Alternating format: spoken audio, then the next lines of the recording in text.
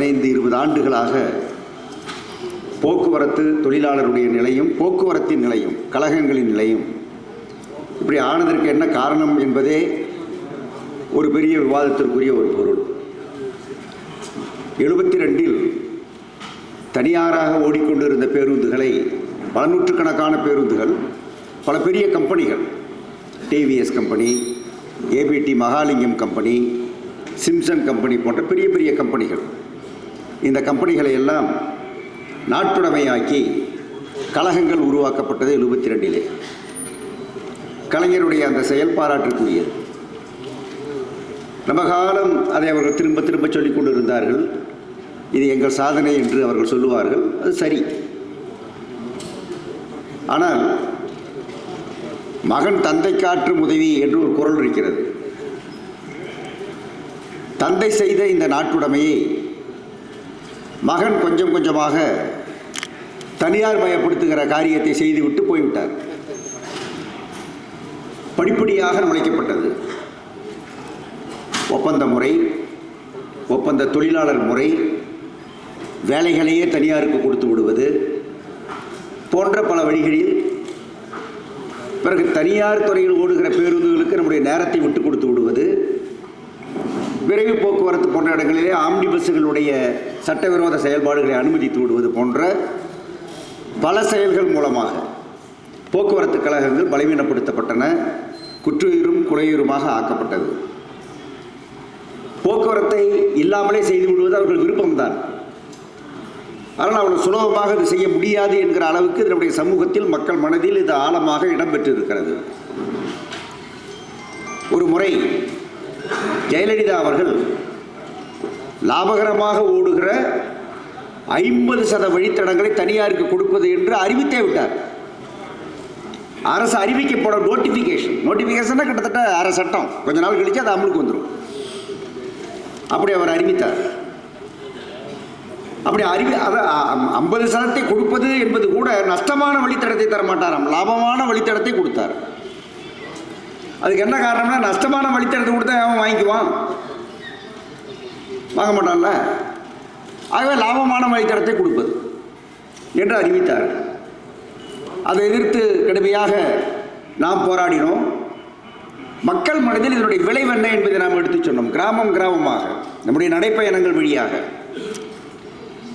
அநேகமாக 3/4 மேற்பட்ட பஞ்சாயத்துகள், பல்லாயிரக்கணக்கான பஞ்சாயத்துகளுக்கு சென்று தலைவர்களை சந்தித்து, உங்கள் ஊருக்கு நாளையிலிருந்து பஸ் வராது, இது அமலாச்சுன்னா உங்கள் ஊருக்கு பஸ் வராது, கிராமத்துக்கு. அதிமுக பஞ்சாயத்து தலைவர்கள் இருந்து அநேகமாக எல்லோரும் அந்த திட்டத்தை எதிர்த்து அரசுக்கு எதிராக கருத்து சொன்னார்கள், தீர்மானங்கள் நிறைவேற்றினார்கள். ஒரு பெரிய போராட்டமாக, மக்கள் இயக்கமாக நடந்தது. எந்த ஒரு விஷயமும் ஒரு மூமெண்டாக, ஒரு இயக்கமாக நடத்தப்பட்டால்தான் வெற்றி பெறும். இப்போ நீங்கள் நீட்டு வேண்டாம், மற்றது வேண்டாம் என்று நாம் சொல்லிக்கொண்டே இருந்தோம். அது ஒரு மக்கள் இயக்கமாக ஆகிற போது என்ன நடக்கிறது என்பதை கடந்த 10 நாட்களாக பார்க்கிறோம். அந்த மக்கள் இயக்கம் அரசாங்கம் சிலவற்றை ஏற்க வேண்டிய கட்டாயத்தை உண்டாக்கியது. அந்த போராட்டத்தின் விளைவாக நீட்டு போயிடல, அவர் போயிட்டாரு, இன்னொருத்தர் வருவார், வந்துட்டாரு. அது பூரா அந்த குட்டையில் உருண மட்டும் தான். சரி, இருக்கட்டும், அது ஒரு பெரிய வெற்றி. ஆனால் நீட்டு இருக்கும். இப்போ நம்ம தென்னிந்தியா முழுவதற்கும் நீட் என்பதே கூடாது என்பதுதான் முக்கியமான கோரிக்கை. இப்பவும் நீட்டு இருக்கும். ஆக தொடர்ந்து அதை எதிர்த்து நாம் போராட வேண்டியிருக்கிறது. ஆனால் ஒரு பெரிய செய்தியை, ஒரு பெரிய அதிர்வை, நான் யாருக்காகவும் பேச மாட்டேன், வாயை திறக்க மாட்டேன், வெளிநாட்டு தலைவர்கிட்ட தான் பேசுவேன் என்று சொல்லிக் கொண்டிருந்த பிரதமர் இப்போது முக்காடிட்டார், மண்டியிட்டார், நான் இதை செய்கிறேன் என்று ஒத்துக்கொண்டார். அது ஒரு மகத்தான சாதனை. அது மக்கள் இயக்கத்தின் விலை. மக்கள் இயக்கத்தின் முக்கியத்துவம் அதுதான். நீங்கள் சட்டம் போட்டு, அவர் விஜய் இருக்காரு, இப்போ சட்டம் போட்டு சும்மா இருந்தாருன்னா அமலாகாது. அதிகாரி நிம்பு தானே அமலாக்கணும், அதிகாரி தானே அமலாக்கணும். அதிகாரிகள் ஒத்துழைப்பார்களா? பெரிய கேள்வி. நம்ம 68, 69 மேற்கு வங்காளத்தில் நம்முடைய அமைந்த ஆட்சியில், நம்முடைய கூட்டணி ஆட்சியில் சிபிஎம் பிரதான கட்சியாக இருந்தது. வெறும் 5 சீட்டு வச்சிருந்த அஜய் முகர்ஜி என்பவரை முதலமைச்சர் ஆக்கினார்கள். பங்களா காங்கிரஸ். சிபிஎம்முக்கு 43 சீட்டு. இப்படி இருந்தது. அந்த அரசில் துணை முதலமைச்சராக ஜோதி பாசு இருந்தார். போலீஸ் அமைச்சராக இருந்தார். ரெவென்யூ மந்திரியாக ஹரிகிருஷ்ண கோனார் சிபிஎம் இருந்தார். அப்ப அந்த அரசாங்கத்திடம் சொல்லி நாம் என்ன சொன்னோம்னா, நிலச்சீர்திருத்தம் செய்ய வேண்டும், நிலச்சீர்திருத்தத்தை அமுல்படுத்த வேண்டும் என்று. இதுக்கு மேல யாருக்கிட்டையாவது நிலம் இருந்தால் அந்த நிலம் கையகப்படுத்தப்பட்டு நிலமற்றவர்களுக்கு வழங்கப்படும் என்று ஒரு சட்டம் இயற்றப்பட்டது. ஏற்றிட்டார். இப்போ இந்த சட்டப்படி மிச்சம் இருக்கிற நிலத்தை போய் கணக்கு பார்த்து மிச்சம் இருக்கிற நிலத்தை எடுக்கணும்.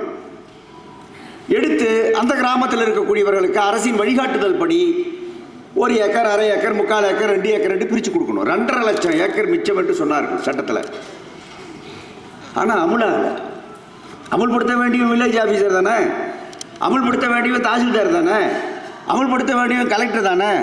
அவன் தான் ஜமீன் ரோட்டில் கோழி அடித்து தின்னுட்டு இருக்கானே, எப்படி அமுல்படுத்துவான்?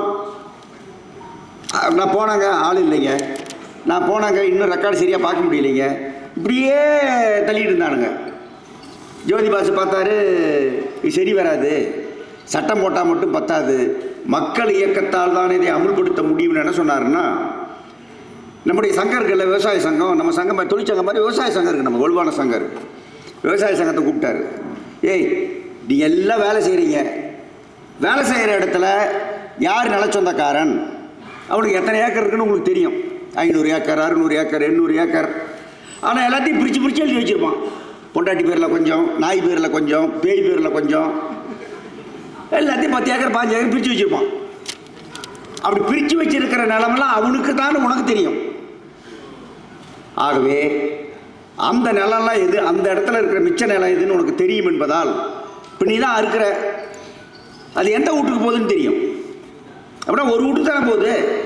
ஆகவே இதெல்லாம் வைத்துக்கொண்டு நீங்கள் மிச்ச நிலத்தை இறங்கி எடுங்க, உழுது பயிரிடுங்கள் என்று உத்தரவிட்டார்கள். மக்கள் இறங்கினாங்க. சும்மா ஜெய் லட்சக்கணக்கான மண்டே, நீ தாண்டா இதுக்கு முதலாளி, நீ தாண்டா இதுக்கு இல்லைடா, அது அவனோட குப்புசாமிடா, ரத்தன சாமிடா, ஏய் நீ தாண்டா முதலாளி என்று அந்த நிலங்களை நம்முடைய மக்கள் உபரி நிலங்களை கையகப்படுத்தினார்கள். அது சில கொஞ்சம் அதீதமாக நடந்தது. பிறகு நாம் சரி செய்தோம். அப்போ போலீஸ்காரன் என்ன பண்ணுவான்? அவனு அங்கே கோழி திங்கிறவன் தானே. ஜோதிபார் சொன்னார், அந்த பக்கமே எந்த பயிலும் போகக்கூடாது. சரி, அப்போ நாங்கள் என்னையா பண்ணுறது? நிலச்சீர்திருத்த சட்டத்தை அச்சடித்து நாங்கள் தருவோம், நீ கிராமம் போய் ஒட்டும்ட்டார். யார்? போலீஸ்காரனை.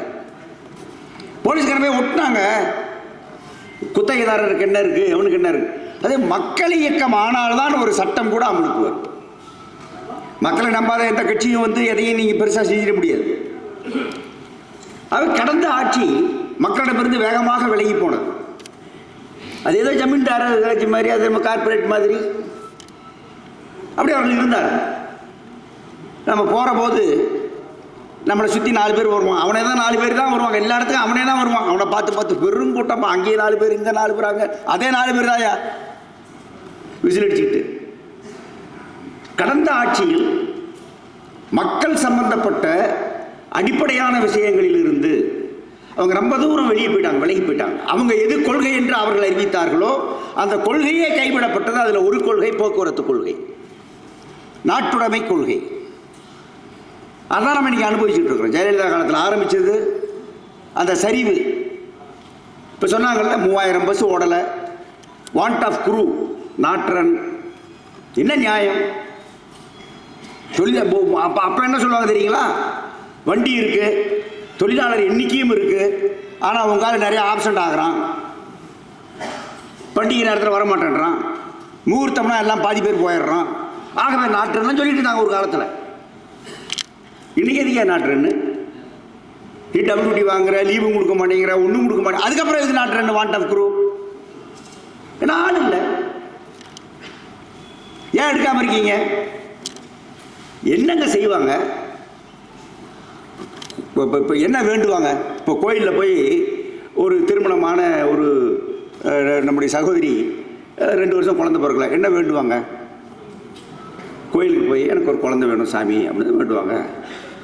யாராவது எனக்கு குழந்தை பிறந்துடக்கூடாது அப்படின்னு வேண்டுவாங்களா? வேண மாட்டாங்க, வேண மாட்டாங்கல்ல. நீங்க என்ன பண்ணீங்க? அதாவது அரசு இப்படிங்க ஒவ்வொரு தருணத்திலும் நம்முடைய அரசு, அதாவது கடந்த அரசு ஒரு ஒரு ஒரு கொள்கையை கைவிட்டு, நீ என்ன சொல்லணும், இன்னும் நாட்டு உடைமை ஆக்கணும், இன்னும் மற்றதை ஆக்கணும், இன்னும் அப்படிதான் நீ போடணும், அப்படிதான் நீங்க செஞ்சிருக்கணும். இப்போ நீங்கள் வந்து இல்லைன்னு சொன்னீங்க, 3000 வண்டி ஓடலை, 30,000 ஆள் இல்லை, எடுக்கலை. என்ன தீர்மானம் போட்டீங்க? குழந்தை வேண்டான்னு சொன்ன மாதிரி நீங்கள் ஆளே வேண்டாம் இருக்கட்டும். சரி, அப்போ என்ன பண்ணுறது? கான்ட்ராக்ட்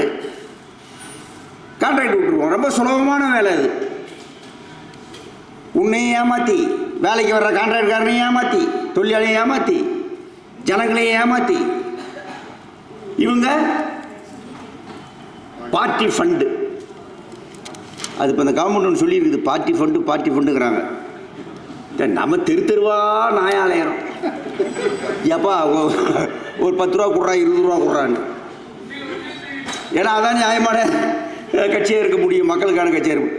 இது பார்ட்டி ஃபண்டு எங்கேங்கிறது? சாராய கம்பெனிலிருந்து வருது, இந்த கம்பெனிலிருந்து வருதுன்னு இவங்க சொல்கிறாங்க. இது என்னென்னு பார்க்கணும், நம்ம இது பார்க்கணும். அவங்க அதெல்லாம் கிடையாது, பார்ட்டி ஃபண்ட்லாம் கிடையாது அப்படி பண்ணுறாங்க. அவங்க இல்லை அது பார்ட்டி ஃபண்டுன்னு தான் சொல்கிறாங்கன்னு அது சாய்ச்சி விடுறதுக்கு 4 பேர் இருக்காங்க. இது இன்னும் என்னென்ன வரப்போகுது நமக்கு தெரியல. அதாவது மக்களுக்கு உரியது மக்களுக்கு, அதான் நீங்கள் செய்ய தவறினீர்கள். அதில் ஒரு முக்கியமான துறை, எல்லா துறையும் அப்படி தான், கல்வித்துறை அப்படி தான், மருத்துவத்துறை அப்படி தான், போக்குவரத்து துறை நாம் சம்பந்தப்பட்ட துறை என்பதால் நான் பேசுகிறேன். போக்குவரத்து துறை கடுமையாக பாதிக்கப்பட்ட ஒரு துறை. இப்போ இதில் வந்து பல சலுகைகள் வழங்கப்படுகிறது. கட்டணமில்லா பயணம், இந்த பேர் வைக்கிறதா தான் இவனுக்கு கிட்டிக்காரங்க. இலவச பயணம்னு சொன்னால் உடனே ஒரு பேர் கட்டணமில்லா பயணம். அப்புறம் வேற என்ன? கட்டணமில்லா விடியல் பயணம் கட்டணும். அது அது அது அப்படி சொல்லணுமாமா எப்போவுமே அப்படின்னா. அதாவது இப்போ நீங்கள் வந்து ஒரு பெரிய சாதனை என்னென்னா, அந்த காலத்தில் வந்து பியூன் அப்படின்னு சொல்லுவாங்க. அவர் தான் 4th கிரேடு, இல்லை அந்த பேர் நல்ல இல்லை, ஆஃபீஸ் ஹெல்ப்பர் அப்படின்னு பயங்கரமான சாதனை. அரசாங்கத்துக்கு ஒரு 10,000 கோடி ரூபா செலவு.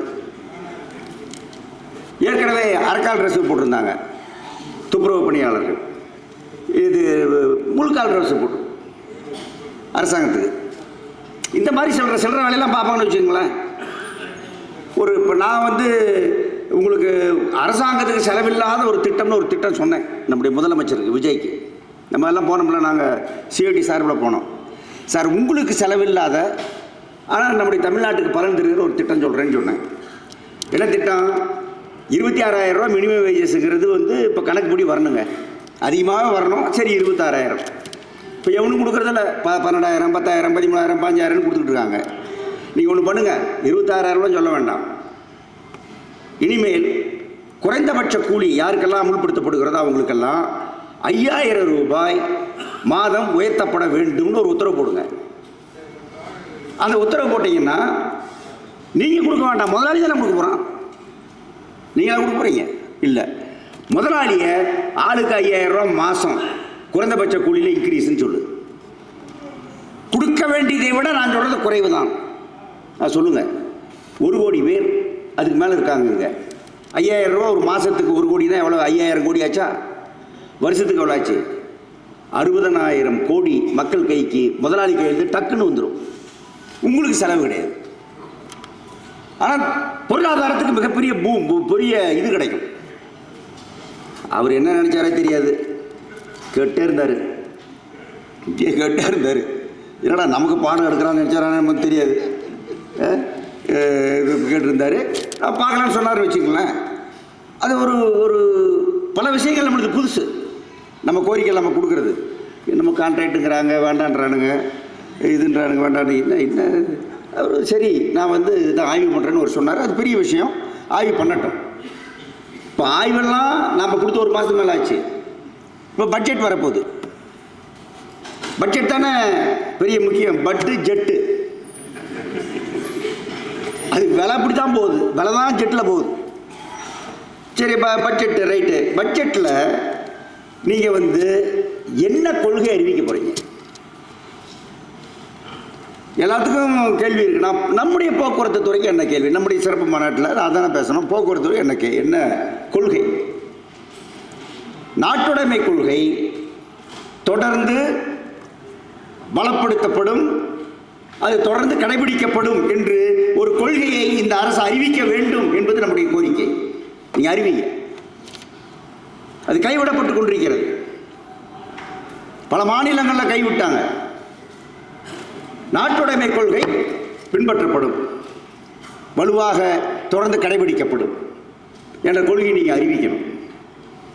வேற என்ன பண்ணணும்? போக்குவரத்துக்கு நீங்கள் போக்குவரத்தில் கான்ட்ராக்ட் என்பது இனிமேல் கான்ட்ராக்டில் தான் வேலை தரப்படும் அப்படின்னு ஒரு கொள்கை அறிவிச்சிருக்காங்க ஏற்கனவே. அந்த கொள்கை கைவிடப்படும் நீங்கள் சொல்லணும். என்ன கான்ட்ராக்ட்? சட்டத்தில் இருக்குதுங்க. நிரந்தர தன்மையுள்ள தொழிலில் கான்ட்ராக்ட் தொழிலாளி வைக்கக்கூடாது. இப்போ டிரைவர் அப்படிங்கிறவர் போக்குவரத்து தொழிலுக்கு நிரந்தரமானவரா இல்லையா? அந்த தொழில் நிரந்தர தொழிலா இல்லையா? டிரைவர் எல்லாம் வண்டி ஓடுமா? கண்டக்டர் எல்லாம் வண்டி ஓடுமா? அவர் நிரந்தர தொழில் அது. அதுலேயே இவனுக்கு என்ன பண்ணுறானுங்க? கான்ட்ராக்டுன்றாங்க. நாங்கள் முதலமைச்சர்கிட்ட சொன்னோம், சார் நாங்கள் ஒன்றுமே உங்கள்கிட்ட கேட்கலைங்க, தொழிலாளர்களுக்கு சட்டத்தில் என்ன இருக்கிறதோ அதை எல்லாரும் ஒழுங்காக கொடுத்துடணும்னு சொல்லுங்கள் சார். எந்த சட்டமும் அமலாகிறதில்ல. மோட்டார் தொழிலாளர் சட்டம் உங்களுக்கு அமலாகுதா? மோட்டார் தொழிலாளர் சட்டம் உங்களுக்கு அமலாகுதா? 8 மணி நேரம் உங்களுக்கு அமலாகுதா? சைன் ஆன் சைன் ஆஃப் உங்களுக்கு அமலாகுதா? ரெஸ்ட் ரூம் இருக்கணும், அது இருக்கணும், இது இருக்கணும், அமலாகுதா? எல்லா தொழிலாளர்களும் அமலாகல. ஆகவே தொழிலாளர்கள் நாங்கள் எதிர்பார்ப்பது சட்டம் அமலாக வேண்டும் என்பதற்கு மேல் எதையும் நாங்கள் கேட்கல. எக்ஸ்ட்ரா எங்களுக்கு எதுவுமே வேண்டாம். நேற்று கான்ட்ராக்ட் மாநாடு நடந்தது. கான்ட்ராக்ட் தொழிலாளர் மாநாடு முந்தா நாள். நாங்கள் கேள்வி கேட்டோம், 8 மணி நேரத்திற்கு மேல் வேலை செய்பவர்கள் யார் அப்படின்னு கேட்டோம். எல்லாரும் கை தூக்கிட்டாங்க. ஒரு ஆள் பாக்கி இப்போ ஒருத்தர் இல்லை, எல்லாரும் 8 மணி நேரம் மேலே தான் வேலை செய்யணும். எங்கே சட்டம் அமலாகிறது? ஆகவே கான்ட்ராக்ட் என்பது நிரந்தரத்தன்மையுள்ள தொழிலில் அனுமதிக்க மாட்டோம். நாங்கள் கம்ப்ளைண்ட் கொடுக்குறோம். இந்த பாருங்க, இது கோர் இண்டஸ்ட்ரி, இது நிரந்தர தொழில். சென்னை மெட்ரோ ரயில் இருக்குல்ல, அது தண்டவாள போக்குவரத்து. நீங்கள் சாலை போக்குவரத்து, அவன் தண்டவாள போக்குவரத்து. அந்த மெட்ரோ ரயிலில் வண்டி ஓட்டுறவன் பைலட், அவருக்கு பேர் பைலட். அந்த பைலட்டு கான்ட்ராக்டு அவர் பார்த்துங்களேன். நீங்கள் இப்போ 2வது திட்டத்தில் 65,000 கோடி ரூபாய் செலவு செய்து ஒரு திட்டம் இப்போ எங்கே பார்த்தாலும் நடந்துக்கிட்டு இருக்குல்ல மெட்ரோ ரயில் வேலை. இதில் ஒரு நிரந்தர தொழிலாளி கிடையாது. 35,000 பேர், அத்தனை பேரும் கான்ட்ராக்ட். இந்த அரசு அறிவிக்கணும், நிரந்தர தன்மையுள்ள தொழில கான்ட்ராக்ட் வைக்க மாட்டோம் என்று நீங்கள் அறிவிக்கணும். ஆனால் நீங்கள் என்ன சொன்னீங்க? 5 வருஷம் ஆகியிருந்தா கன்ஃபார்ம் பண்ணிடுவோம். இதுக்கு முன்னோர் சொன்னார் 10 வருஷம் ஆகியிருந்தா கன்ஃபார்ம் பண்ணிடுவோம். ஆனால் யாரும் இப்போ நீங்கள் சரி அதையாவது பண்ணுங்க ஐயா. 5 வருஷம் யார் கான்ட்ராக்டில் வேலை பார்த்தானோ அவனையாவது நீங்கள் நிரந்தரப்படுத்துங்க. நான் தான் சொன்னேன். இப்போ நீங்கள்லாம் யாருக்கு ஓட்டு போட்டீங்கன்னு தெரியாது, ரொம்ப ரகசியம், நீங்கள் சொல்ல மாட்டீங்க. நான் சொல்கிறேன், நான் என் தொகுதி கொளத்தூர், அங்கே வேட்பாளர் ஸ்டாலின். நான் ஸ்டாலினுக்கு தான் ஓட்டு போட்டேன். ஆனால் அவர் வெற்றி பெறலை. ரைட்டு, அது முடிஞ்சு போச்சா? இப்போ நீங்கள் யாராவது பலர், ஏன்னா அந்த விஷயத்தில் நாங்கள் சொன்னதை நீங்கள் கேட்கல.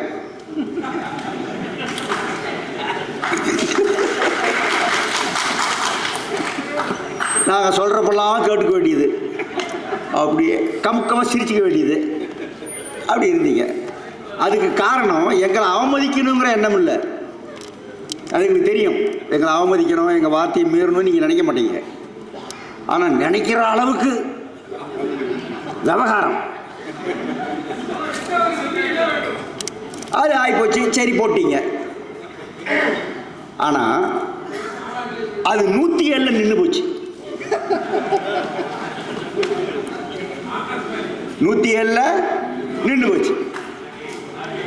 இப்போ இவ்வளவு வந்தும் நாற்காலியில் உட்கார முடியாமல் விஜய் இருக்கிற போது அவரை அங்கே தூக்கி உட்கார வச்சது யாரு? சொல்லுங்க, யாரு? இடதுசாரிகள், முக்கியமாக இடதுசாரிகள் அவர்களை உட்கார வைத்தார். நாங்களும் உட்கார கேஷுவலாக இருந்தவரை பர்மனன்ட் ஆக்குனது நம்ம தான்.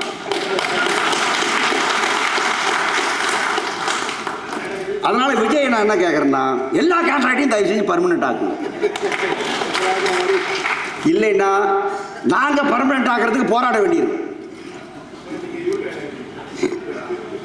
அதனால் இது ஒரு பெரிய மாற்றம் நடந்திருக்கு. அது மக்களுடைய விருப்பம். மக்களுடைய விருப்பத்தை மதிக்கணும் அப்படிங்கிறது நம்முடைய ஆதரவு கொடுத்ததுக்கு, வேறு எதுவும் நான் சொல்லலை. ஆனால் இந்த ஆட்சி வந்த பிறகு இந்த ஆட்சியிலிருந்து மக்கள் ஏராளமாக எதிர்பார்க்கிறார்கள், நாமும் எதிர்பார்க்கிறோம். ஏன்னா ஏற்கனவே நடக்கதே வேதனைப்பட்ட விஷயங்கள். இதில் மாறணும் என்று மக்கள் எதிர்பார்க்கிறார்கள். எந்த அளவுக்குன்னா உடனே தீரணும், இன்றைக்கே தீரணும் அப்படிங்கிற அளவுக்கு. அப்படி தீராது, கொஞ்சம் டைம் எடுத்துக்க தான் வேணும், எடுத்துக்கங்க. ஆனால் நாயனார் சொல்கிற மாதிரி எல்லாத்துக்கும் டைம் எடுத்துக்க முடியுமா? எல்லாத்துக்கும் பாம்பு கடிச்சிருச்சு, கொஞ்சம் டைம் எடுத்து மருந்து போடலாம், வேலைக்கு ஆகாது. சங்குதான். அதில் எல்லாத்துக்குமெல்லாம் டைம் எடுத்துக்க முடியாது. இப்போ சில விஷயத்துக்கு டைம் எடுக்காதீங்க, வேகமாக நீங்கள் செய்யுங்க. ஒன்றும் இல்லைங்க. இப்போ நீங்கள் தொழிலாளர் அமைச்சர் வந்திருக்காரு. இப்போ போக்குவரத்து அமைச்சரையே நாம் கொஞ்சம் ஒரு முறைக்கு 10 முறை கேட்டு தான் போனோம், பார்த்தோம். அப்புறம் அவர் 2 மணி நேரம் நம்மக்கிட்ட பேசினார். எல்லா விஷயத்தையும் பொறுமையாக கேட்டார். நம்ம என்னெல்லாம் நடந்தது, என்னெல்லாம் நடக்கணும், எப்படி நடத்தணும் அப்படிங்கிறத நம்முடைய பார்வையிடத்தை நம்ம சொல்ல வேண்டியதெல்லாம் சொன்னோம். ரொம்ப நிதானமாக அவர் கேட்டார். எல்லாத்தையுமே நான் பரிசீலனை பண்ணலாங்க, இன்னும் பேசலாம்னு சொல்லியிருக்காரு. அந்த அளவுக்கு நல்லது, பேசணும். அவர் வருமானத்தை அதிகப்படுத்துறதுக்கு என்ன பண்ணுறது? என்ன நம்மகிட்ட பணம் இல்லை, கரெக்டு. இப்போ அவர் சிலதெல்லாம் சொன்னார். ஏற்கனவே இருந்தவங்க பண்ணது தான் நாம் நம்முடைய கோரிக்கை பட்டியலே ஆலோசனை பட்டியலே சொல்லியிருக்கோம். அதெல்லாம் அந்த மாதிரியான ஆலோசனைகள் அப்போல்லாம் எப்படி ஆம்னி பஸ்ஸோட போட்டியிடும் திறன் நமக்கு வேண்டும். இப்போ அவர் சொன்னார்ல, அவன் ஹை பீம் போட்டு போவான், நம்மளால் சிம்னி விளக்கு வச்சுக்கிட்டு போவான். இந்த ஈசல் பிடிக்கிறதுக்கு விளக்கு வச்ச மாதிரி, வண்டி ஓட்டுறதுக்கு இல்லை அது. அதே மாதிரி ஹாரன், அவன் ஹாரன் எப்படி, நம்ம ஹாரன் எப்படி, அவன் ஸ்பீடு எப்படி, நம்ம ஸ்பீடு எப்படி, அது ஜனங்க இதில் போவாங்க அப்படிங்கிறது. அப்போ அந்த அந்த அந்த அந்த மாதிரி போட்டித்திறன் எங்களுக்கு வழங்கப்பட வேண்டும். 1. 2, நம்முடைய வாகனத்தில் கொஞ்சம் விளம்பரம் பண்ணலாம். அப்புறம் பெட்ரோல் பங்க் வைக்கலாம், அது வைக்கலாம், இது வைக்கலாம். நம்ம ஏற்கனவே சொல்லியிருக்கிறோம். போன கவர்மெண்ட்டும் பேசினாங்க, நாங்கள் நிலம் ஒதுக்கிருக்கோன்னு சொன்னாங்க. இவருக்கிட்டே சொன்னோம், நீங்கள் பெட்ரோல் பங்க் வைங்க, சிஎன்ஜி கேஸ் ஃபில்லப் பண்ணுறது வைங்க, எலக்ட்ரிக்கல் வெஹிக்கிள்ஸ் நிறையா வருது, ஆனால் சார்ஜர் இல்லை, சார்ஜர் வைங்க. தமிழ்நாடு முழுவதும் நமக்கு இடம் இருக்குது, பஸ் ஸ்டாண்டு இருக்குது, வசதி இருக்குது. நம்ம ஒன்றும் பெருசாக பண்ண வேண்டிய அவசியம் இல்லை. இதையெல்லாம் நம்ம பண்ணோம்னா அதில் கொஞ்சம் காசு வரும். ஏற்கனவே ஜெயலலிதா ஆட்சியில் தண்ணி விற்றோம், 2 தண்ணி விற்றோம். ஒரு தண்ணி இன்னும் விற்றுக்கிட்டு இருக்காங்க, இன்னொரு தண்ணியை விட்டுட்டாங்க. ஏன்னா அது கட்டுப்படி ஆகலை அப்படிங்கிறாங்க. அது என்ன நமக்கு தெரியாது. நான் சொன்ன தண்ணி கூட நம்ம தயார் பண்ணி விற்கலாங்க அப்படின்னு. இல்லை, அது கட்டுப்படி ஆகாதுனாங்க. சரி, ரைட்டு, கட்டுப்படி ஆகிறத மட்டும் விற்றுக்கிட்டு இருங்க, அது நடக்கும். இப்போ இந்த மாதிரி ஏதாவது பண்ணுங்க அப்படின்னு நம்ம சொல்கிற போது அவர் குரியர் பண்ணலான்னு சொன்னார், லக்கேஜ் ஏற்றலான்னு சொன்னார். ரைட்டு, அதெல்லாம் நீங்கள் இது பண்ணுங்கள், எல்லா ஒத்துழைப்பும் நாங்கள் தருவோம். நாங்கள் இப்போ நம்மளால் பல்லில் பசை கட்டி தானே எடுத்துக்கிட்டு இருக்கிறோம். ஓடுற பஸ் எத்தனை இருக்குது? இப்போ ஒரு பொண்ணு அது கேட்டுட்டாங்கிட்ட நிருபர், எத்தனை பஸ்ஸுங்க ஓடும்? பாதி பஸ்ஸு ஓடக்கூடாது, பாதி பஸ்ஸு புதுக்கோட்டை புதுப்பேட்டை ரோட்டில் கூட ஓடக்கூடாது, ஆனால் ஓடிக்கிட்டு. இதெல்லாம் மாற்றணும். இப்போ உடனே மாற்ற முடியாது. ரைட்டு, இப்போ நீங்கள் எலக்ட்ரிக்கல் வெஹிக்கிள் சொல்கிறீங்க, சீக்கிரம் பண்ணுங்கள், அதுக்கு பணம் ஒதுக்குங்க. பண கஷ்டம் இருக்கா? இருக்கு, தெரியும். ஆனால் பண கஷ்டம் இருக்கிற போது நாயனார் சொன்ன மாதிரி இந்த கும்பி கூழு கழுதுது கொண்ட பூவு கழுதுன்னு ஒரு பழமொழி இருக்கு. வயிறு பசியில் அழுகுது, கொண்ட ஒரு பக்கம் அழுகுதாமா, எனக்கு பூ வேணும் பூ வேணும். நீங்க எது வாங்குவீங்க சொல்லுங்க? பூ வாங்கி வச்சுக்கிட்டு இருப்பீங்களா? அதனால பண கஷ்டம் இருந்தாலும் முதல்ல முன்னுரிமை கொடுக்க வேண்டியது போக்குவரத்து, மின்சாரம், கல்வி, சுகாதாரம். அதுக்கு முன்னுரிமை கொடுங்க. பூ அப்புறம் வச்சுக்கலாம் அப்படின்னு நம்ம சொல்லியிருக்கிறோம். இப்போ இதுக்கான பணத்தை ஒதுக்குறதுங்கிறது நம்ம சம்பளத்துக்காக அல்ல, மக்கள். அவர் சொன்னார் பாருங்க சியாம சக்கரவர்த்தி, டேய் இப்போ பெண்களுக்கு இலவசம் யாருக்கு? அது கழகத்துக்கு அரசாங்கம் ஈடு கொடுத்துக்கிட்டு இருக்கு. இப்போ 2000 கோடியோ 3000 ரூபா கொடுக்குது, 3000 கோடி ரூபாய் கொடுக்குது. நான் கழகத்திற்கு பணம் கொடுத்தேன்னு அரசு சொல்லக்கூடாது, மக்களுக்கு பணம் கொடுத்துருக்கேன்னு சொல்ல. மக்களுக்கு தானே கொடுக்குற, நீ அவளுக்கு தானே அது. அது மக்களுக்கு பலனளிக்கிற ஒரு விஷயம். இப்போ ஒன்று நேரடியாக இதுதான் காரணம் அப்படின்னு தெரியாமல் பல காரணம் இருக்குது. ஒரு குடும்பம் வாழ்வதற்கு, ஒரு அரசு வாழ்வதற்கு, ஒரு சமூகம் வாழ்வதற்கு பல காரணம் இருக்குது. இங்கே படிப்புக்கு, இங்கே சுகாதாரத்துக்கு, இங்கே நம்முடைய தமிழகத்தினுடைய பொருளாதார மேம்பாட்டுக்கு, எல்லாவற்றுக்கும் போக்குவரத்து என்பது அடிப்படையாக இருக்கிறது. போக்குவரத்து வசதி. நம்ம ஒரு படம் விட்டோம்ல, ஒரு வீடியோ, மலை மேலே இருக்கிற பிள்ளைகள் என்ன சொல்லுது? அவங்க படிக்கிறத பற்றி யோசிச்சிருக்கவே முடியாது. நம்ம பஸ்ஸில் ஏறி கீழே 10 கிலோமீட்டர் 12 கிலோமீட்டர் கீழே இருக்கக்கூடிய இடத்துக்கு படிச்சுட்டு மறுபடியும் திருப்பி வீட்டுக்கு போகுது மலைவாழ் மக்கள், குழந்தைகள். இந்த சாதாரண விஷயம் கிடையாது அதெல்லாம். அது காரணம் கலைஞராக இருந்தாலும் சரி, யாராக இருந்தாலும் நம்ம பாராட்டோம். அது பெரிய புரட்சி, அது கல்வி புரட்சி. ஆக இதுக்கு என்ன மதிப்பு, என்ன பண மதிப்பு? இதுக்கு லட்சக்கணக்கான குழந்தைகள், பெண் குழந்தைகள் குறிப்பாக வயசுக்கு வந்தோடனே நிறுத்திடுவாங்க, அனுப்ப மாட்டாங்க. நாங்களாம் சின்ன பெண்ணாக இருக்கும்போது அப்படி தான். என் தங்கச்சியெல்லாம் வயசுக்கு நிறுத்திட்டோம், 6ஆம் கிளாஸுக்கு மேலே போகல. இது அப்படி அந்த காலத்தில் அப்படி. எப்படி பிள்ளையை நம்பி அனுப்புறது? எப்படி போகும்? 3 கிலோமீட்டர் 4 கிலோமீட்டர் எப்படி போகும்? அப்படி. இப்போ பஸ் வந்த அப்புறம் பிரச்சனையே இல்லை, பிள்ளை தைரியமாக போகுது, தைரியமாக வருது. அப்படி தான் கோடிக்கணக்கான தமிழகத்து பிள்ளைகள், பெண் பிள்ளைகள் படித்தார்கள். சாதாரண விஷயமா அது? இன்னைக்கு இந்தியாவில் மொத்தம் வேலை பார்க்கக்கூடிய ஃபேக்ட்ரிஸில் வேலை பார்க்கக்கூடிய பெண் தொழிலாளர்களில் 42% தமிழ்நாட்டில் வேலை பார்க்கிறார்கள். அது சாதாரண விஷயம் கிடையாது. விஜய் போய் பிரதமர்கிட்ட பெருமையாக சொன்னார்ல, மொத்த பெண் தொழிலாளி இந்தியா பூரா இருக்கிற தொழிலாளிகளில் 42% நாங்கள். 100 பெண்ணுன்னா 42 பேர் நாங்கன்னு. பெட்ரோல் பங்கில், ஹோட்டலில், எங்கே பார்த்தாலும் பெண் தொழிலாளர்கள் இருக்கிறார்களே. குறைஞ்சபட்சம் 12ஆம் கிளாஸ் படிச்சிருக்காங்க. ஒரு கடையில் போய் உட்காந்து அந்த கம்ப்யூட்டர் பில்லு போடுறாங்க, இதை போடுறாங்க, அதை போடுறாங்க. பார்த்தா நமக்கு பெருமையாக இருக்குது. நமக்கு இன்னும் நம்ம போனோன்னு தெரியல, அதுக்கு என்னென்னமோ பண்ணிக்கிட்டு இருக்கு. இது இந்த வளர்ச்சி. ஆகவே இது சமூக முதலீடு. நீங்க மின்சாரம் ரொம்ப முக்கியமானதுங்க. மின்சாரம் தாய் தொழில். அது இல்லைன்னா தாய் மாதிரி மின்சாரம், தாய் தொழில். அதை நீங்க காப்பாத்துறீங்கல்ல, எவ்வளவு பணம் வேணாலும் நீங்க கொடுக்குறீங்கல்ல, ஏற்படுற மொத்த நஷ்டத்தை நீங்க கொடுக்குறீங்கல்ல, மொத்த இழப்பு கேப் நீங்க கொடுக்குறீங்கல்ல. ஒரு பைசா அந்த வாரியத்துக்கோ மற்றத்துக்கோ எல்லாம் கடன் இருக்கு, வட்டி இருக்குலாம் கணக்கே கிடையாது. அது எல்லாம் கவர்மெண்ட் கொடுத்துரும், பட்ஜெட்லேயே கொடுத்துரும். ஆனால் எங்களுக்கு ஏன் கொடுக்க மாட்டேங்கிறீங்க? ஏன் மின்சாரத்தை இப்போ எங்களை பாவிக்க மாட்டேங்கிறீங்க?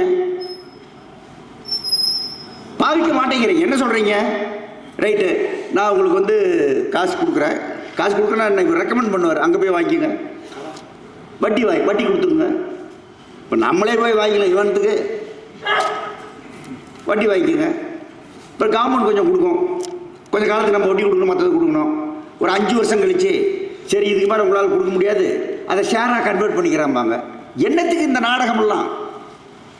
என்ன நஷ்டமாக நீங்கள் கொடுங்க. வரவுக்கும் செலவுக்குமான வித்தியாச தொகையை அரசாங்கம் பட்ஜெட்டில் ஒதுக்கி அதை ஈடு செய்ய வேண்டும். வருகிற பட்ஜெட்டில் அதை ஒதுக்கணும். நீங்கள் அந்த வித்தியாசத்தை நீங்கள் போக்கணும். ஜனங்க என்ன நினைக்கிறாங்க? நஷ்டம்னு நினைக்கிறாங்க. எல்லாம் லாபத்தில் ஓடுது, இங்கே மட்டும் என்ன நஷ்டம்னு கேட்குறாங்க. நஷ்டம் இல்லாமல் இந்த தொழிலை நடத்தலாங்க. எந்த தொழிலையும் நஷ்டம் இல்லாமல் நடத்தலாம். எப்படி? லாபம் வர்றதை மட்டும் ஓட்டணும். லாபம் வர்ற பஸ்ஸை மட்டும் ஓட்டணும். விழுப்புரம் சென்னை, சென்னை பெங்களூர் ஓட்டணும். Chennai Gummidipoondi no, Chennai Ponneri no, Kulasekara route cut அவ்வளோதான், ஓடாது சொல்லிட்டீங்கன்னா லாபம்தான். லாபமான ரூட்டை மட்டும் ஓட்டி நஷ்டமான ரூட்டை நிறுத்தினால் லாபம்தான். நஷ்டம் வருதுன்னா முதலாளி ஒரு நிமிஷம் கூட பஸ் ஓட்ட மாட்டாங்க. நாம 10,000 பஸ்ஸை ஓட்டுறோம், நஷ்டம்னு தெரிஞ்சே ஓட்டுறோம், வருஷக்கணக்காக ஓட்டுறோம். யாருக்காக? மக்களுக்காக. மக்களுக்காக. இந்த பணத்தை யார் கொடுக்கணும்?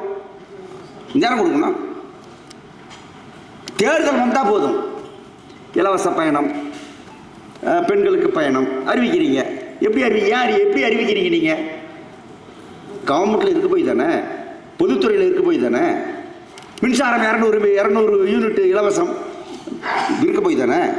விவசாயிக்கு கடன் தள்ளுபடி, கூட்டுறவில் அமைப்பு சொசைட்டி சங்கம் இருக்கிறதுனால, இது பேங்க் இருக்கிறதுனால தானே. இல்லைன்னா அறிவிக்க முடியுமா உங்களால்? உங்கள் கித்தாப்புக்கெல்லாம் அது வேணும். ஆனால் ஆட்சிக்கு வந்தோன்னா அது மூடிடணும். இன்னைக்கு உலகத்தில் பல நாடுகளில் தனியார் மயம் என்று கொக்கரித்த இங்கிலாந்து போன்ற இடங்களிலேயே, தாச்சர்லாம் பெரிய கொக்கரிச்சாங்க.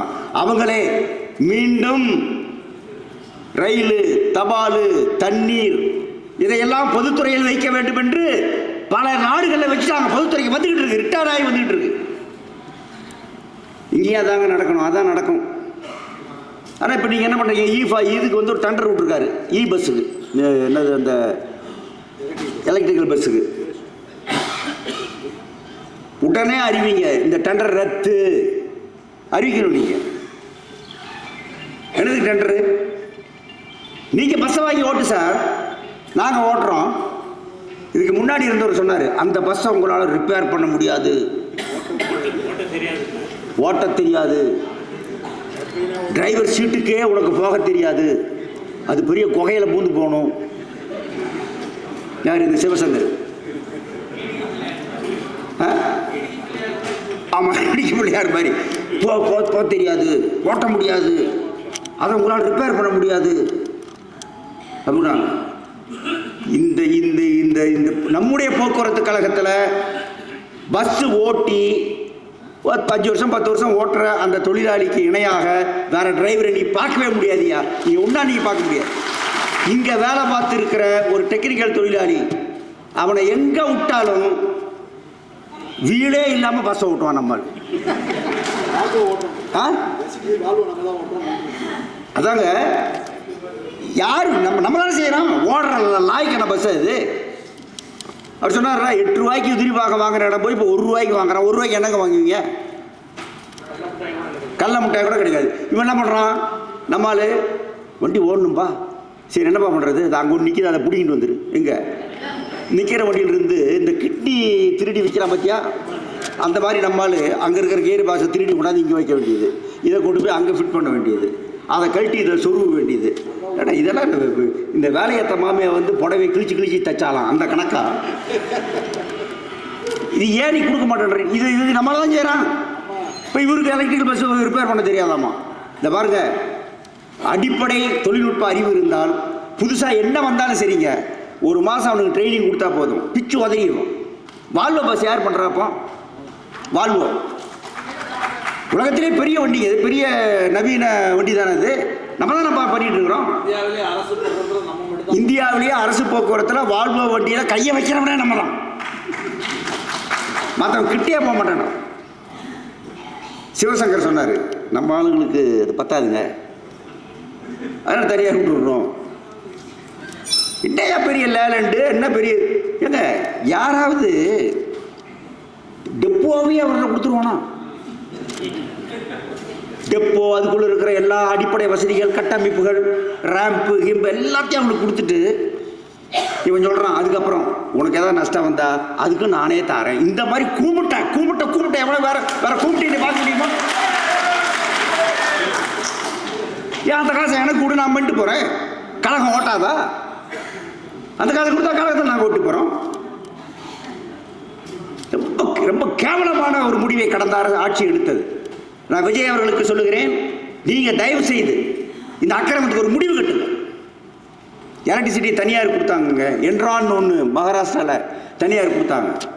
அது மிகப்பெரிய நஷ்டம் நமக்குன்னு சொல்லி அந்த ஒப்பந்தத்தையே பாதியில் கேன்சல் பண்ணி அவனை துரத்தி விட்டாங்க, அவனை, அந்த வெளிநாட்டு ஜெர்மன்காரனை. இதுவும் அப்படிதாங்க நடக்கும், இது அப்படிதான் நடக்கும்.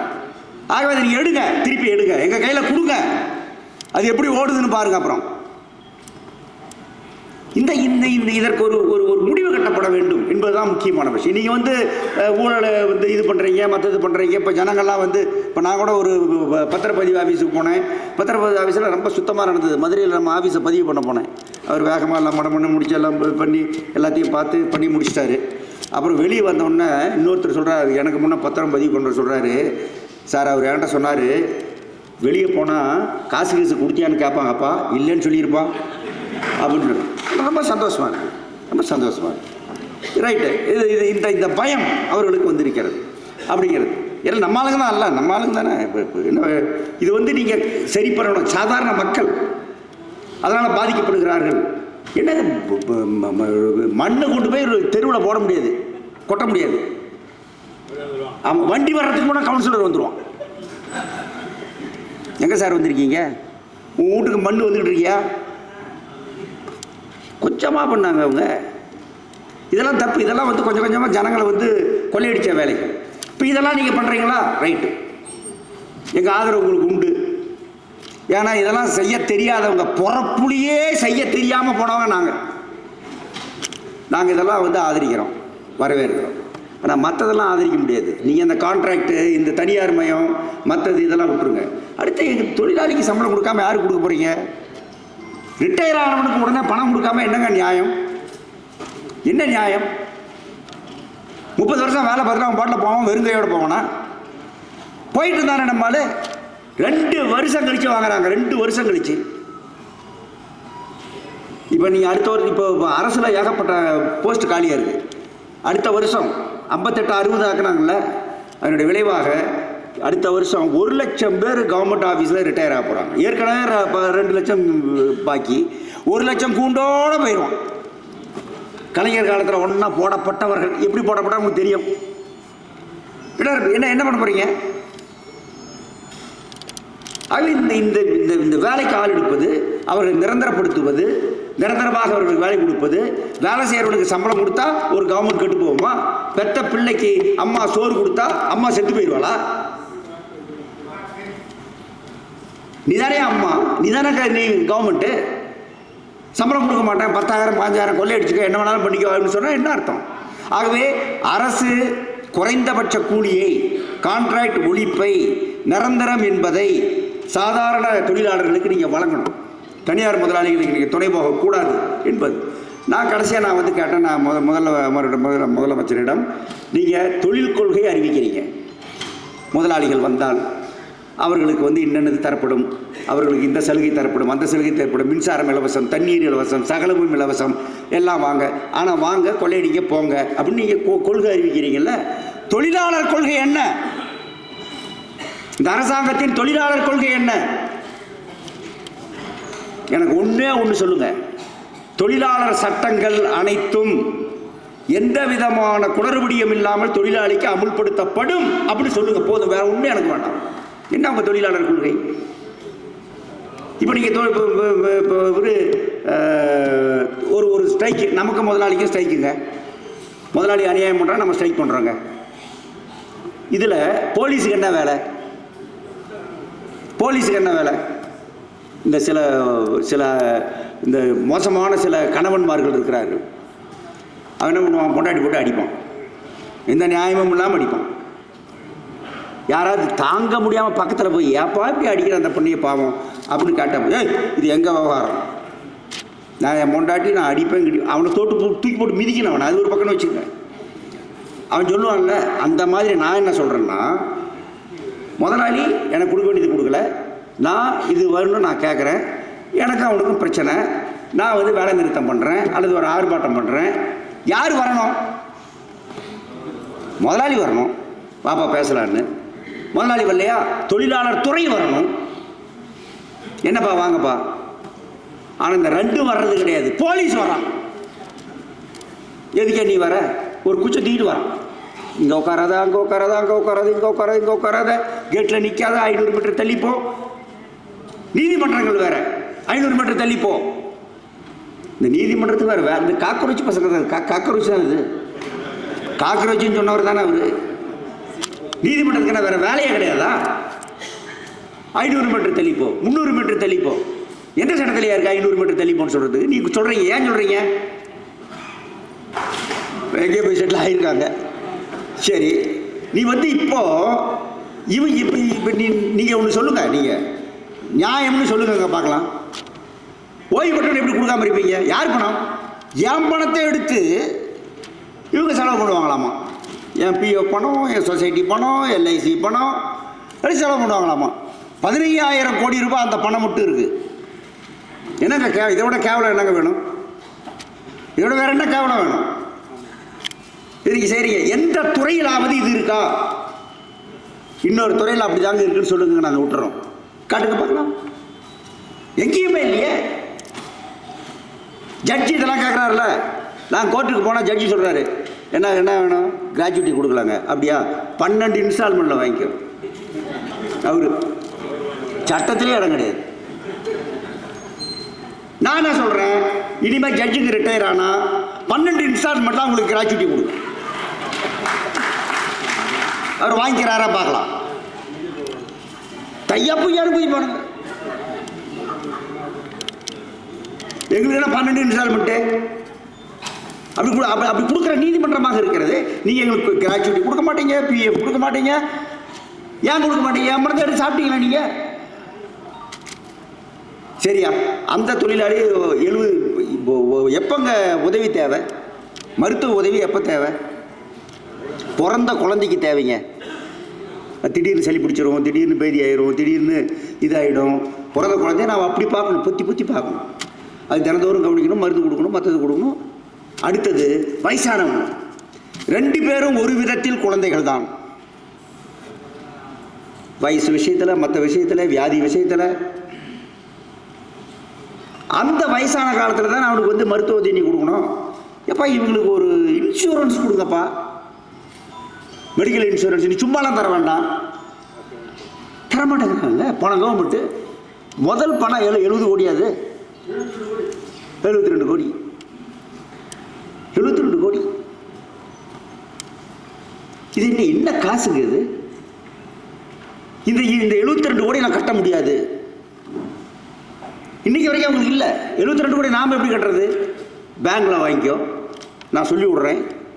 இந்த கிழமெல்லாம் நம்ம கிழவன் தான், பேங்கில் கடன் கொடுப்பேன்னு சொல்கிறேன். இங்கே பாங்க கொடுப்பாங்க, வாங்கிக்கோங்க. சரி, எப்படிங்க கட்டுறது? நீ தான் கட்டணும். வட்டி உண்டாங்க, டபுள் வட்டி. போ. இதுக்கு எதுக்கு இவர் சத்திரத்து சாப்பாட்டுக்கு ஐயர் ரெக்கமெண்டேஷன்? இதுக்கு பேங்க்கில் போய் நான் கடன் வாங்குறதுக்கு இவர் என்னதுக்கு ரெக்கமெண்டேஷனு? மொழா கொடுக்க போகிறான். டிரான்ஸ்போர்ட்டில் வேலை பார்க்குறேன், எனக்கு பென்ஷன் ஒரு 5000 ரூபா வருதுன்னா கொடுத்துட போகிறான். அவன் மெசேஜ் போட்டு கேட்குறான், கடை வேணுமா, ஐயா கடை வேணுமா, வாங்கய்யா அப்படின்றான். பெரிய பிரச்சனையாக இருக்குது நமக்கு இந்த செல்லில். அவன் கடைக்காரனா நம்ம கடைக்காரனான்னு தெரியல. அதனால் கடனுக்கு நீ என்ன சொல்கிறது? அந்த மருத்துவ இது கொடுக்க மாட்டியா? நீ கொடுக்க மாட்டேங்கிறீங்களே. கோர்ட்டில் போய் பெரிய பிரச்சனை பண்ணி அதுக்கப்புறம் பஞ்சப்பொடி இப்போ வாங்கியிருக்காங்க. அரிய சப்பம் கிடையாது, அதுக்கு 3 வயசும் கிடையாது. ஒப்பந்தம் போடுறோம், பணியில் இருக்கிறவனுக்கு ஒரு உயர்வு கிடைக்குது, பென்ஷன்காரனுக்கு ஒரு உயர்வு கிடைக்கணும், கிடையாது. எதுவும் இல்லையே. 2023 வேலைக்கு சேர்ந்தவனுக்கு 1 மணி நேரம் கட்டியும் கிடையாது. எப்படி அவங்கள வந்து நீங்கள் வந்து நீ நியாயப்படுத்தி? இப்போ கவர்மெண்ட்டில் வந்து அஷ்யூர்டு பென்ஷன் ஒன்று சொல்லியிருக்கான். இங்கே என்ன எங்களுக்கு வந்து பழைய பென்ஷன் அப்படியே வரணும் எங்கள் ஒப்பந்தப்படி. ஆனால் அதுவும் கிடைக்கல, ஒன்றும் கிடைக்கல. வாரிசு இறந்து போனவன் பிள்ளைகளுக்கு வேலை கொடுக்குறதுக்கு என்னங்க உங்களுக்கு கேடு? வேலை செஞ்சு தானே சம்பளம் வாங்க போகிறான், சும்மா கொடுக்குறான். இந்த விஜய் இப்போ வேலை கொடுத்தாரு 42 பேருக்கா கரூரில். உயர்நீதிமன்றம் ரத்து பண்ணிட்டான். அது ஒரு பிரச்சனை விடுங்க, அது வரட்டும். இப்போ நம்மால் இறந்து போகிறான். தமிழ்நாட்டிலேயே அதிக மரண விகிதம் இருக்கிற தொழில் போக்குவரத்து கழகங்கள். 500 பேர் வருஷத்துக்கு சராசரியாக இறந்து கொண்டிருக்கிறோம் விபத்தால், நோயால். அந்த குழந்தைகள் அவங்கள அதுக்கு ஒரு ஜீவோ போடுறான். என்ன ஜீவோ போடுறான்?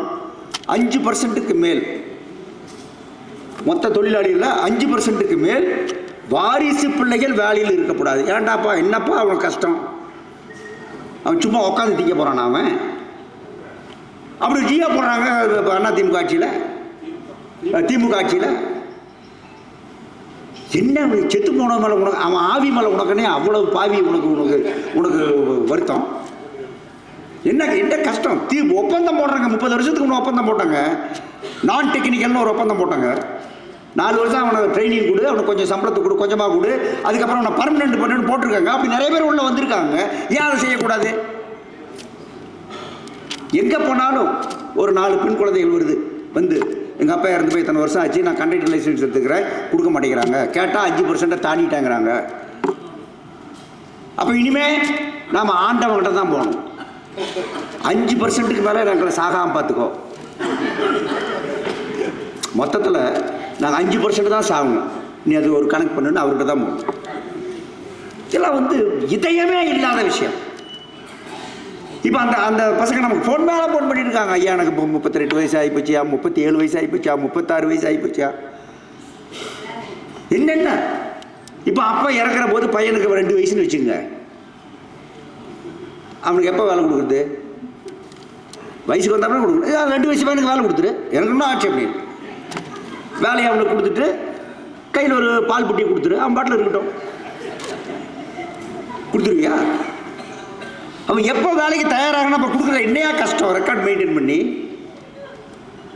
ஆகவே கூறுகட்டத்தனத்துக்கு ஒரு அளவே கிடையாது, இதயம் இல்லை. எல்லாத்துலேயுங்க இதயத்தோடு, இதயத்தில் உள்ள ஈரத்தோடு முடிவெடுக்கப்பட வேண்டும். அந்த ஆட்சி தான் நிலைக்கும், அந்த அரசியல் தான் நிலைக்கும். ஈரமற்ற இதயத்தோடு எடுக்கிற எந்த முடிவும் வெற்றி பெறாது. கடந்த ஆட்சியில் அவங்க பண்ண பல தவறுகள், ஒரு பெரிய தவறு இது இப்படி ஜியோ போட்டது. அப்புறம் வேலைக்கு ஆள் எடுக்காது. அப்புறம் குரூப் டி லாஸ்ட் கிரேடு அவங்களுக்கு முழுவதும் கான்ட்ராக்டில் மட்டும்தான் கொடுக்கணும், நிரந்தரமாக கொடுத்துடவே கூடாது, அப்படி ஒரு ஜியோ.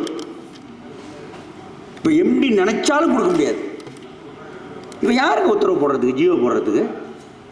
இப்படிலாம் போடுறாங்க. ஆகவே இவையெல்லாம் சரி செய்யப்பட வேண்டும். இப்போ பழைய ஆட்சியை மீண்டும் வந்திருந்தால், எடப்பாடி நான் தான் ஜெயிப்பேன் அவர் வந்திருந்தால் இந்த எட்டையெல்லாம் நம்ம பேசவே முடியாது. நீங்கள் புதுசாக வந்திருக்கீங்க, புதுசு பல புதுசு எப்போவுமே நல்லாயிருக்கும். அப்பா நல்லா காற்று வருதுப்பா, ஃபேன் புதுசுங்க,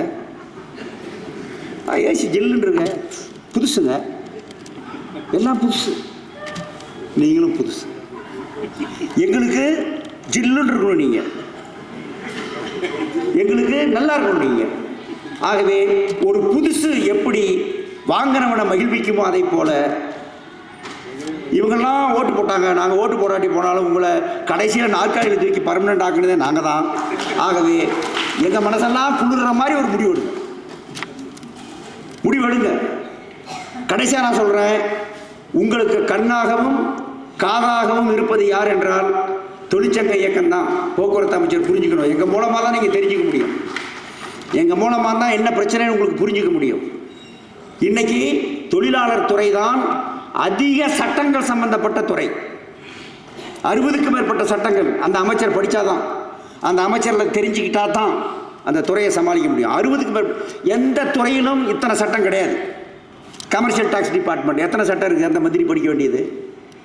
கமர்ஷியல் டேக்ஸு ஆக்டுன்னு ஒரு ஆக்டு, வேறு என்ன படிக்கணும் ஒன்றும் இல்லை. ஆனால் நம்மளால் பார்த்தீங்கன்னா 60க்கும் மேற்பட்ட சட்டங்கள் இருக்கிறது. நீங்கள் இதெல்லாம் ஆகவே தொழிலாளர் தொழிற்சங்கத்தை கூப்பிட்டு தொழிலாளர் துறை அமைச்சர் பேசணும், மின்சார தொழிலாளர் சங்கத்தை கூப்பிட்டு மின்சாரத்துறை அமைச்சர் பேசணும், போக்குவரத்தை கூப்பிட்டு போக்குவரத்துறை அமைச்சர் பேசணும். ஒரு காலத்தில் தொழிலாளர் ஆட்சி அமைஞ்ச உடனே தொழிலாளர் அமைச்சர் யாரை போடுறாங்களோ அவரு நேராக நம்ம ஆஃபீஸுக்கே வந்துடுவார். ஒவ்வொரு ஆஃபீஸுக்கும் நம்ம ஆஃபீஸ் ஒவ்வொரு ஆஃபீஸுக்கும் போயிடுவார். ஐயா நீங்கள் அங்கேயே இருக்க, நான் வந்துடுறேன். நம்ம தலைவர்கள்லாம் அப்படி விபி சிந்தன், அந்தோணி பிள்ளை எல்லாம் பெரிய தலைவர்கள். அவங்க நம்ம ஆஃபீஸுக்கு வந்து அதெல்லாம் எப்படி நல்லா இருக்கீங்க, என்ன பண்ணணும்னு சொல்லுங்கள், நீங்கள் சொல்லுங்கள், இப்போ எப்படி என்ன சொல்லுங்கள், எழுதி கொடுங்க. நம்ம ஆஃபீஸுக்கு வந்து பேசிட்டு போன வரலாறுலாம் இருக்குது. இப்போ நாங்கள் இவங்களை தேடி தேடி போகிறோம், தேடி வர்றோம், ஒன்றும் பிரச்சனை இல்லை. என்ன பண்ணுறது? இப்போ சாமின்னா அது கோயிலுக்குள்ளே மட்டும்தான் இருக்குது, வெளியெல்லாம் வராது. அது வருஷத்துக்கு ஒரு தடவை தான் வெளியே வரும். அதுக்குன்னு ஒன்று வச்சுருப்பான், என்ன ஊர் வரத்துக்கிட்டு. நீங்கள் வந்து சாமி மாதிரி கருவறைக்குள்ளேயே உட்காருகின்றவர்களாக இருக்காதீர்கள். உலா வரணும், எங்களை சந்திக்கணும், எங்கள் மூலமாக என்ன பிரச்சனை என்று அறியணும், அது அவசியம் என்று ஆட்சியாளருக்கு நான் உணர்த்த விரும்புகிறேன். இதற்கு மேல் எங்களுக்கு சொல்கிறது கொண்டு போல நாங்கள் சின்ன இயக்கம், நாங்கள் யாருக்கும் எச்சரிக்கை கொடுக்கவோ சவால் விடவோ நாங்கள் தயாராக இல்லை. ஆனால் நீங்கள் எச்சரிக்கையாக இருக்கணும்னு சொல்கிற பொறுப்பு எங்களுக்கு இருக்குது. உங்களை மேலே உட்கார வச்சுருக்காங்க, உயரத்தில் உட்கார வைத்திருக்கிறார். மக்கள்லாம் சேர்ந்து உங்களை தூக்கிட்டு போய் உயரத்தில் உச்சியில் உட்கார வச்சுருக்காங்க. அது மக்கள் செய்திருக்கக்கூடிய காரியம். நீங்கள் உயரத்துக்கு போகணும்னா மக்களால் தான் செய்ய முடியும். போயிட்டீங்க, கொண்டு போயிட்டாங்க, உட்கார வச்சுட்டாங்க. ஆனால் அந்த உயர்ந்த இடத்திலேயே நீங்கள் நிலைக்க வேண்டும் என்றால் அது உங்கள் கையில் தான் இருக்கிறதே தவிர மற்றவர்கள் கையில் இல்லை. மக்கள் தூக்கி வச்சுட்டாங்க, நீங்கள் அங்கேயே இருக்கணும், உருண்டுறாதீங்க, விழுந்துடாதீங்க. அப்படின்னா இந்த பிரச்சனைகளை அக்கறை செலுத்துங்கள், தொழிலாளர் பிரச்சனைகளை அக்கறை செலுத்துங்கள், விவசாயிகள் பிரச்சனைகளை அக்கறை செலுத்துங்கள். குறை சொல்லி வரக்கூடியவர்களை, குறை சொல்லி கேட்கக்கூடியவர்களை, போராடக்கூடியவர்களை பேசி சரி பண்ண பாருங்கள், குச்சில் வேலை காட்டாதீங்க. ஆகவே இதையெல்லாம் ஆட்சி புரிந்து கொள்ள வேண்டும். இங்கே பணியில் இருப்பவர்கள், புதிய தொழிலாளிகள், இளம் தொழிலாளர்கள், வாரிசு வேலை, ஓய்வு பெற்றவர்கள், இப்படி எல்லாருடைய பிரச்சனைகளிலும் அரசு தலையிட்டு ஒரு மாற்றத்தை கொண்டு வர முடியும். சுலபமான காரியம், இதை செய்ய வேண்டும் என்று அவர்களை கேட்டுக்கொண்டு இவ்வளவு சிறப்பாக இந்த மாநாட்டிற்கு ஏற்பாடு செய்த மாநகர போக்குவரத்து சங்கத்திற்கு என்னுடைய பாராட்டுக்களை தெரிவித்து உங்கள் அனைவருக்கும் நன்றி கூறி முடித்துக் கொள்கிறேன்.